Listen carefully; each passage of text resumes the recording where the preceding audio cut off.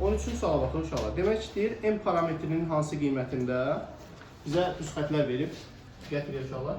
Düz xətlər demək nədir? 2 minus M x üstə gəlsin 4 my çıxılsın 6 bərabərdir 0 düz xətti və 3 mx üstə gəlsin 4 m minus 1 y üstə gəlsin 2 bərabərdir 0 düz xətlərinin kəsişmə nöqtəsi OX oxunun üzərinə düşür. Uşaqlar biz kəsişmə nöqtəsi anlayışından tanışıq.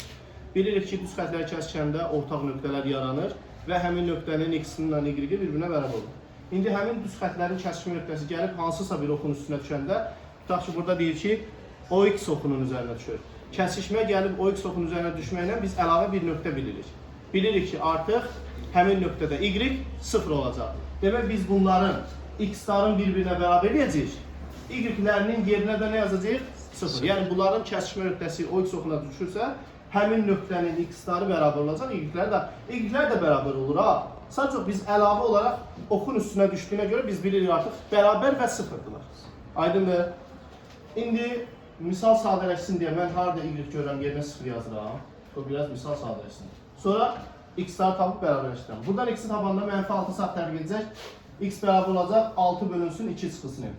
Buradan x-i tapanda 2 sağ tərəfə gedəcək, mənfi 2 olacaq. Mənfi 2 bölünsün, mənfi 2 bölünsün 3m olacaq. Bunlar bir-birinə bərabər. Çarpaz vururam elə. Demək 6 bölünsün 2 çıxılsın m-i, mənfi 2 bölünsün 3m bölüb çarpaz vururam. 6 üçün 18m bərabərdir, mənfi 4 üstə gəl 2m. Atıram sol tərəfə 16m bərabərdir, mənfi 4, m olacaq mənfi 4-də 1. Demək bizdən m-in qiymətini soruşurdu, mənfi 0,25 olacaq. Aydındır uşaqlar. 14-cü suala baxırıq. Deyir ki, 2x minus 3y bərabərdir mənfi 2x minus 3y çıxılsın 12 bərabərdir 0. Düz xətti və koordinat oxlarının əmələ gətirdiyi üçbucağın perimetrini istəyir uşaqlar. Demək biz burada artıq qrafik qurmaq bacarmalıyıq. Düz xəttin qrafikini, yəni bunun qrafikini qurmaq üçün nə edəcəyik? Bir dəfə x-a 0 verəcəyik. Bir dəfə x-a 0 verəcək. Olacaq x 0 olanda mənfi 3y bərabərdir 12, y mənfi 4 olur. Demək y-in mənfi 4-ündən keçəcək uşaqlar qrafik. Bir dəfə də y-ə 0 verəcəyik. Bu eyni düz xəttin təyin edər. 2x bərabərdir 12, x-i 6 tapacaq. Demək x-in 6-sından y-in mənfi 4-ündən keçəcək. Bunun qrafiki budur. Deyir düz xətti ilə koordinat oxlarının əmələ gətirdiyi. Burada yəni düz xəttin özünə qalsa belə düz xəttir. Koordinat oxları ilə bir yerdə üçbucaq yaradır. Aydındır. Bizdən bu üçbucağın perimetrini istəyir. Bura diqqət eləsək, 0-dan ölçüləndə ədədin özünün mütləq qiyməti ilə uzunluğu verir bizə. 0-dan mənfi 4-ə qədər neçə vaid məsafə var? 4 vaid. 6-ya qədər 6 vaid. Düzbucaqlı üçbucaq olduğuna görə Pifagor teoremindən C-ni taparam 6-nın kvadratı 36 üstə gəlir 16. Kök altında eləyər neçə? 52-ni də 4 vurulsun 13 kimi yazsaq, C olar 2 kökdə 13. Bizdən perimetr istəyir. Şu an perimetr bunun tərəflərinin cəmidir. 4 ilə 6 rasionaldır, toplanacaqlar. 4-ün üstə 6 gələndə 10 eləyəcək. Bu irrasionaldır, toplanmayacaq. Olacaq 10 üstə gəlsin, 2 kökdə 13 olacaq. 10 üstə gəl, 2 kökdə 13 dırlar. Aydındır. 19-cu suala baxın. 19. X plus y bərabərdir mənfi 2. X plus y minus 2. Minus 2 bərabərdir 0. Düz xətti ilə x minus 2-nin kvadratı üstə gəlsin y plus 4-ün kvadratı bərabərdir 8 tənli ilə verilən çevrənin toxunma nöqtəsini tapın. Uşaqlar, düz xətt, bu düz xəttin, bu məlum məsələdir. Xətti tənlidir, 2 dəyişənli. Qrafiki düz xətdir. Bu da çevrənin tənlidir. Bilirik də, mərkəzi 2-4, radiusu 2 kökdəki olan çevrənin tənlidir. Deyir ki, bunun toxunma nöqtəsinin koordinatını tapın. İndi düzdür, bizə demir bundan arasında qarşılıqlı vəziyyətin müəyyən ilə toxunurlar, kəsişirlər ya kəsişmirlər. Toxunur deyirsə, toxunma nöqtəsini bizdən istəyirsə, demək, yəni ortaq nöqtəsi var. Ortaq nöqtənin koordinatında biz burada dedik ki, məsələn, kəsişmə nöqtəsi deyil, toxunma nöqtəsi deyil, eyni cür tapılır. Həmin nöqtədə x-lar da bərabər olur, y-lər də bərabər olur. Demək, nə edirəm uşaqlar? Burada ya x-in yerinə y-i yazmalıyam, ya da y-in yerinə x-i yazıb həll eləməliyim. Aydındır. Demək, buradan mən diqqət edəndə görürəm ki, uşaqlar, siz də diqqət edin, x-la mənfi 2-ni saxlasam bir yerdə. y-i sağ tərəfə atıb mənfi y yaza bilərəm. Gətirib burada x minus 2-nin yerinə mənfi y yazarım elə birbaşa. Günaydındır uşaqlar. Da x-in yerinə birbaşa yazmadım. Onsuz yazsaydım da elə eyni şey alınacaqdı. Amma birbaşa görə bilirik deyə birbaşa yazıram. Mənfi y-in kvadratı verəcək y-in kvadratı. Y plus 4-ün kvadratını açıram uşaqlar. Birincinin kvadratı, demək burada üstə gəldi. Birincinin kvadratı üstə gəlsin hasilinin kimisidir, üstə gəl 16, bərabərdir 8-i həll edir. 2y kvadratı üstə gəlsin 8y, 16-dan 8-dən üstə gəl 8 bərabər. Hamısını 2-yə bölürəm, y kvadratı 4y, 4. Bu nəyin artışıdır uşaqlar?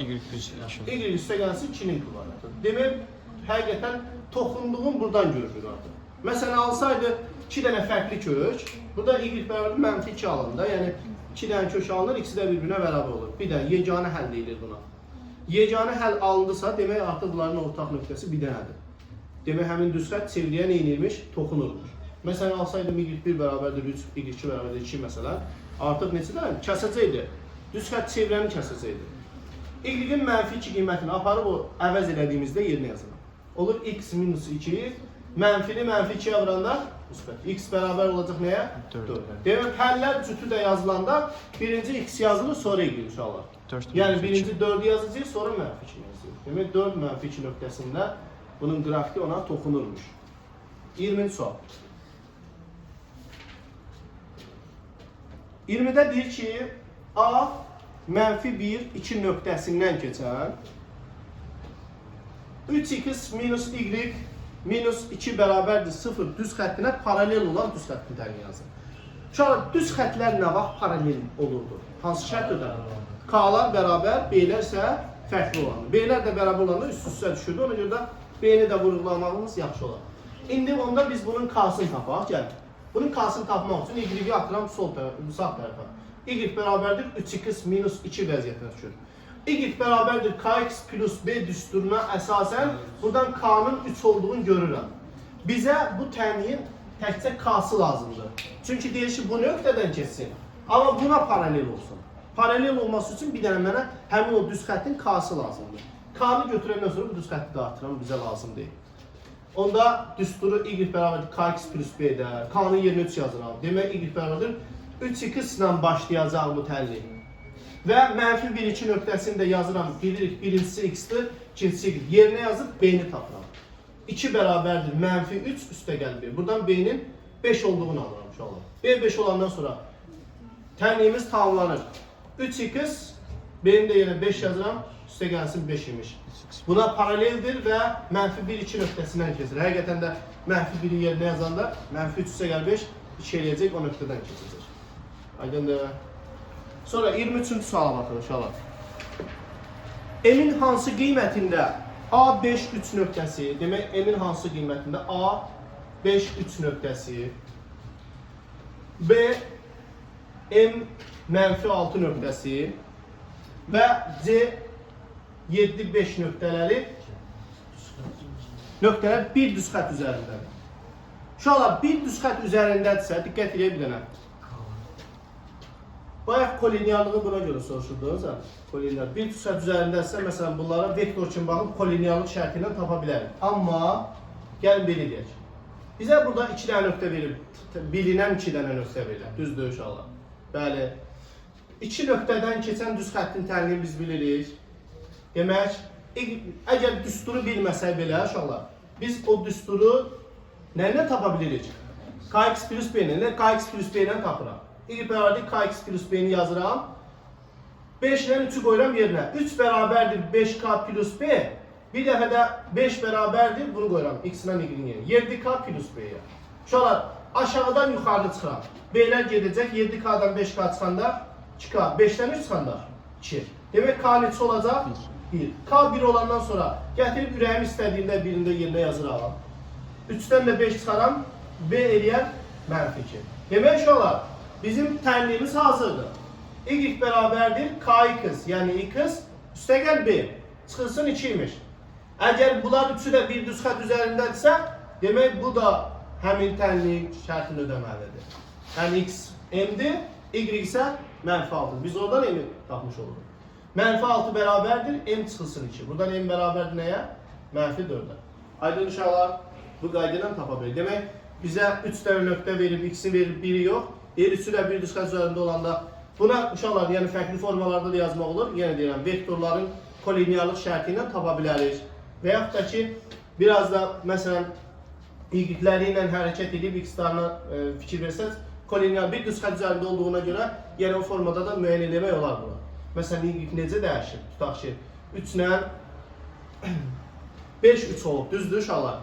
X y-dən neçə vaid böyükdür? 2 vaid. 7, 5. Neçə vaid böyükdür? 2 vaid. Məsələn, burada da bilə bilər ki, 2 vaid böyük olacaq. M -6-dan 2 vaid böyük olub neçə olacaq? -4. Çünki bunlar kolinear da uşaq. Eynidir, paralel köçürmə burada ödənir. Çünki bu paralel olaraq köçə bilər bir-birindən. Onlar üçü də bir düzxət üzərində deyil, paralel hərəkət edirlər. Aydın uşaqlar, yəni bunların arasındakı fərqi bilirik ki, bu düzxətin təlidir. Düzxətdə də kx plus 1-də, yəni x-dən y arasında əlaqədir. Görürəm ki, burada x y-dən 2 vaid böyükdür. Burada x y-dən 2 vaid böyükdür. Bunun da x y-dən 2 vaid böyük olduğunu deyə bilərik. Həmin düzxət üzərində olan, yəni y bərabərdir x minus 2 düzxəttinin üzərində olan bütün nöqtələrin x-i y-dən 2 vaid böyük olacaq. Nə olur olsun, bütün x-lərin, yəni x y-dən 2 vaid böyük olacaq. Aydındır? Yaxşı, 24-ə baxın. 24-də bizə qrafiklərin kəsişməsini verib. Demək, bizə qrafiklər verilib.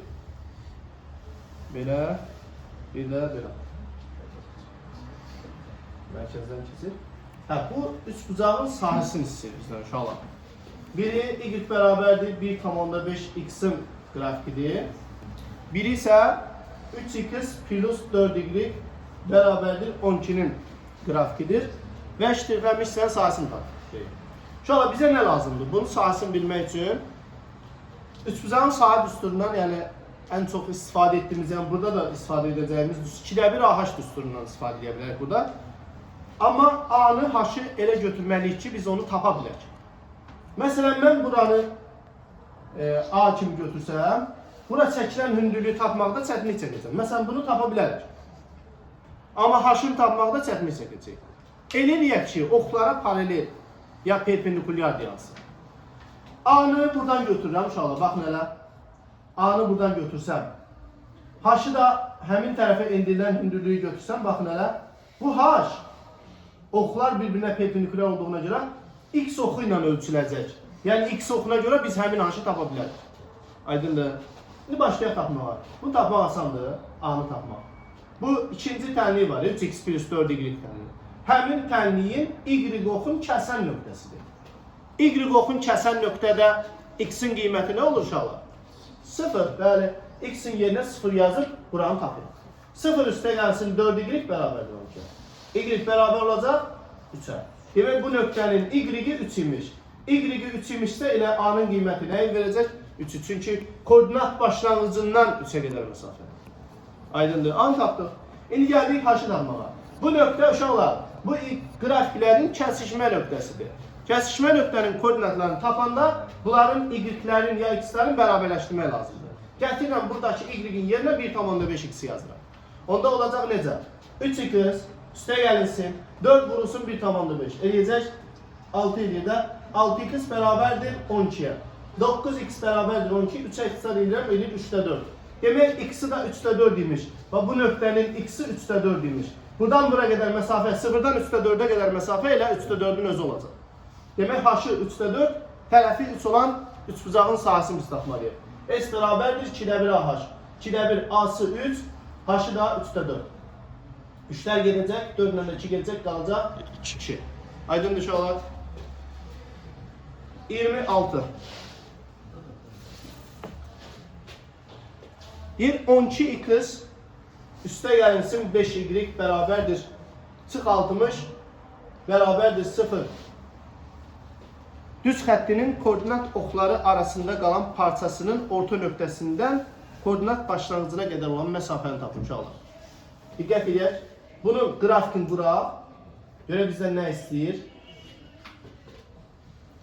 Bunun qrafiki yenə düz xət olduğuna görə bir dəfə x-a 0 verəcək və bir dəfə y-ə. X-a 0 verəndə 5y bərabərdir 60 alacaq, y 12 olacaq. Demek bu y-in 12 nöqtəsindən keçəcək. Şu an y-in 12 nöqtəsi, yəni x-i 0'dır, həmin nöqtədir. 0, 12 kimi qeyd olunur.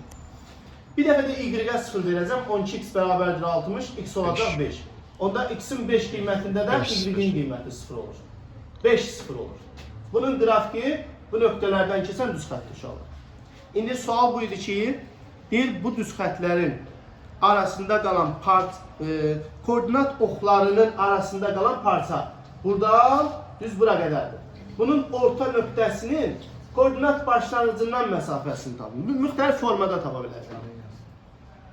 Bir, buranın koordinatı bəli, cəmli yarısı, amma ehtiyac var ona uşaqlar. Bu məsafəni bizdən istəyir. Nə istəyir bu bizdən uşaqlar? Median hipotenuzun yarısına bərabər. Buradan bura qədər məsafə ümumi 12'dir. Buradan bura qədər məsafə 5'dir. Fakat yerine görə 13'dür. Onda olacaq nə qədər? 6. Yəni ehtiyac yoxdur o işlər görməyə. Əslində bəlkə də bu mövzuda bizdən onu tələb edir. Amma orada demir də bu orta nöqtənin koordinatını tap, sonra iki nöqtə arasında məsafə düzlüyünü tətbiq edək. Yəni bu misal imtahanda düşsə, sən bu yolu yazsan, yəni səhv deyil. İmtahanda demir bu filan mövzunun sualı da uşaqlar. Sizə onu bildirim. Yəni bu misalı məsələn biz bu formada tapa bilirik.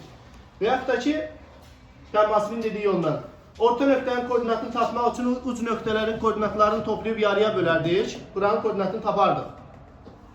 Koordinat başlanğıcda 0 0 nöqtəsidir. İki nöqtə arasında məsafə düzlüyünə görə kök altında x2 çıxı x1'in kvadratı üstə gəl y2 çıxı y1'in kvadratı ilə 6,5 olduğunu tapa bilərdik. Amma asan yolu qoyub niyə çətindən gedir? Aydındır. 27.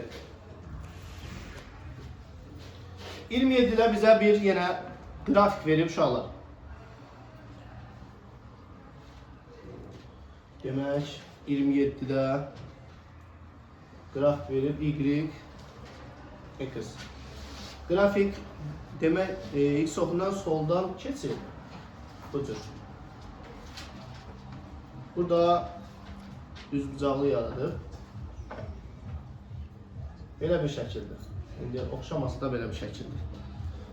AD YBC. Buranın koordinatını verib 6 4 uşaqlar. Bizə deyir ki, ABCD kvadrat imiş uşaqlar. Bu kvadratdır. Bunun tərəfləri bir-birinə bərabərdir. İndi yer az olduğuna görə çox uzatmadım uşaqlar. Demək bu kvadratdır. Kvadrat olduğunu göstərmək üçün mən tərəflərin bərabərliyini qoyuram. Yəni bucaqda 90 dərəcədir uşaqlar. Diqqət edək. Bu artıq kvadratdır. ABCD kvadratında C nöqtəsi 6 4 nöqtəsidir. Uşaqlar D nöqtəsinin koordinatını kim deyər? D nöqtəsinin koordinatı 6 0. Bəli. Çünki x oxunun üzərindədir. Biz demişik ki, x-a perpendikulyar çəkilənin x-i dəyişməyəcək. Hansı nöqtəsindən nöqtə götürsəz x 6 olacaq. Y dəyişə bilər, amma x 6 olacaq. 6 0 bəli. İndi uşaqlar kim deyər kvadratın tərəfi neçədir? 4 bəli. 6 4 6 0.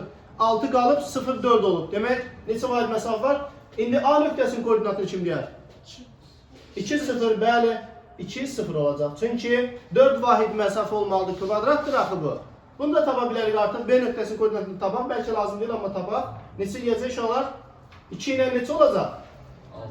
2 4 olacaq. Bəli. 2 4. İndi nə istəyir? Görün nə istəyirsiniz? Deyir ki, AY BY'yə bərabərdir. Uşaqlar, AY BY'yə bərabərdirsə, Y nöqtəsi orta nöqtənin koordinatıdır. Orta nöqtənin koordinatı da uc nöqtələrin koordinatlarının cəminin yarısı. Bu nöqtənin x-ini bilirik. Dəyişmir 2'dir.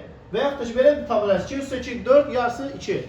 Y 0 4 yarısı 2 olacaq. Bəli 2 2 olacaq.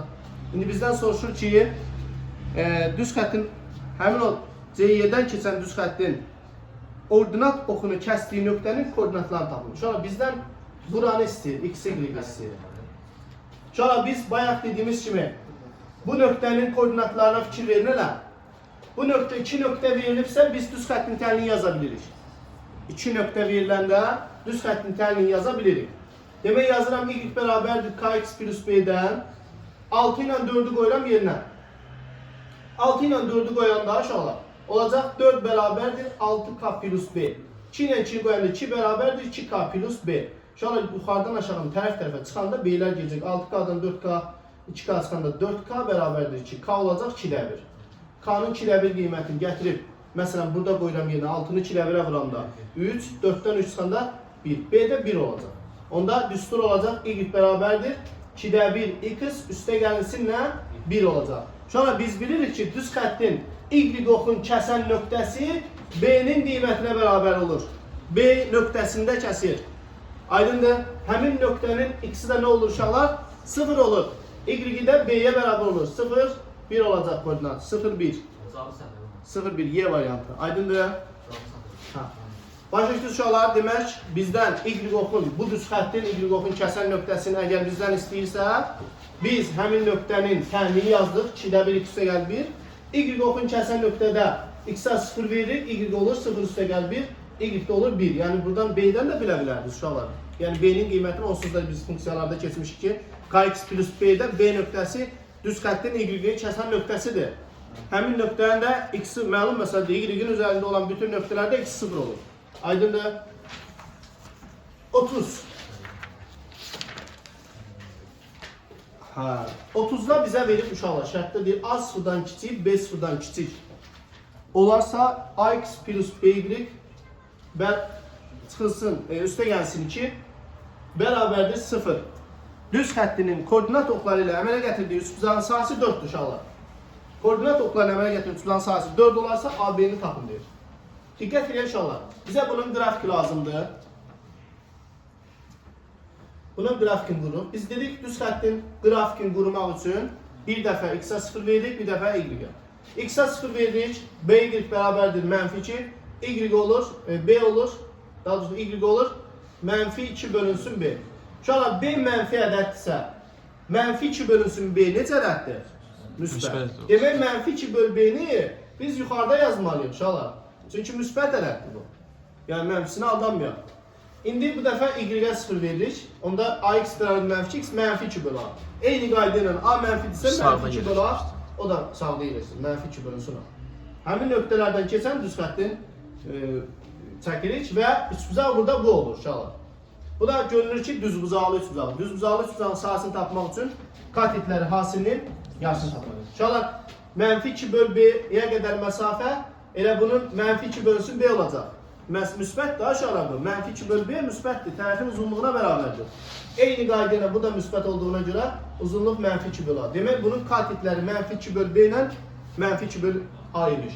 Sahəsi hasilinin yarısı. Demək mənfi 2 böl B ilə mənfi 2 bölünsün A-nın hasilinin yarısı bizə ümumi sahəni verəcək. Bunu bərabərdir 4-2-nin 8-ə. 4 bölünsün AB bərabərdir 8. AB olacaq 8-də 4. Yəni 2-də 1 0,5 olacaq. Bizdən AB-ni istəyirdi. 0,5 olacaq cavab. Və son 38-ci suala baxırıq uşaqlar. L1 və L2 düz xətləri qarşılıqlı perpendikulardır. Uşaqlar bizə qrafik verilir.